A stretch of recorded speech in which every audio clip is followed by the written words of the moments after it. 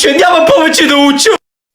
Без такива. Ще учиш, за да сполучиш. Хулиган ли ще ставаш и ще ходиш по улиците като локалните? Или ще се издигаш в обществото и ще станеш богат?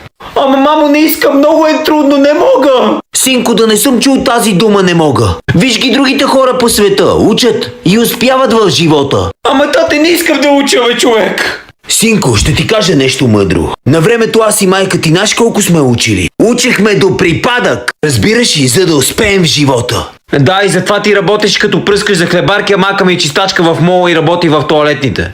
Скъпа, как да му отговоря? Не знам, измисли бързо нещо, бе. Ами си, не знам какво ти кажа, честно, човече. Мила моя мамо, може ли да излезна навънка да играя с приятелите ми? Добре, Иване, но искам да си в 6:00 тук, в къщи, ясно ли? Добре, мамо, благодаря.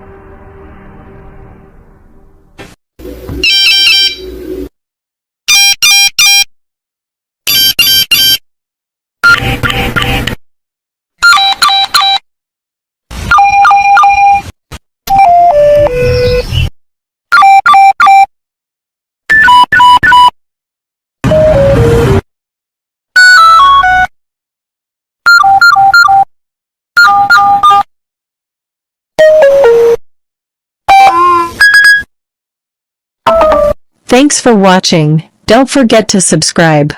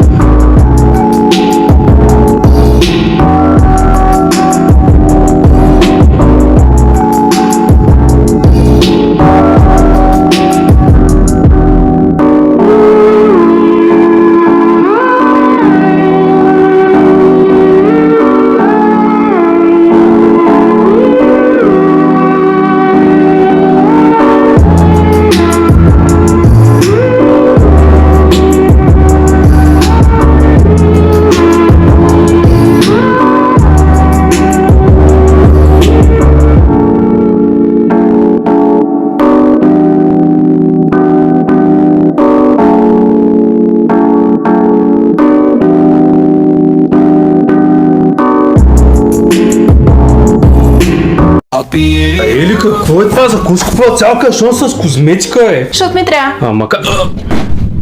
Ма как цял кашон, бе? Сигурно сума ти пари струва и каква е тази гадост на лицето? Това гараз, бе. Всичко е качествена българска козметика и съм я купила на перфектна цена. Лицо, няма сила на тази планета, която да му убеди, че ти имаш нужда от цял кашон козметика. И сега кожата ми ще стане хубава, нали? Да, много. Яко. Това крем за ръце ли? Да. Дай малко. Не, точно ми е. За кой не купи повече? Ми добре, ще купя. Не купи ли?